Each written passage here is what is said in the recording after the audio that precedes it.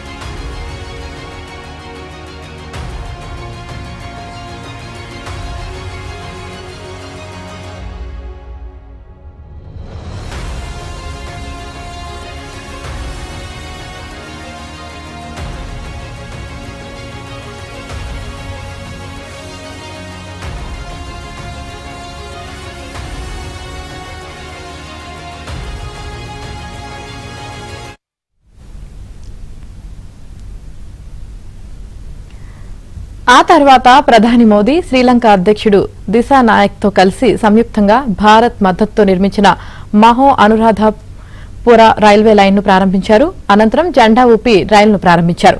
ఈ ప్రాజెక్టుకు భారత్ సహాయ సహకారాలు అందించింది. కాగా ప్రధాని మోదీ పర్యటన సందర్భంగా గతంలో అరెస్టైన 14 మంది భారతీయ జాలర్లను శ్రీలంక విడుదల చేసింది.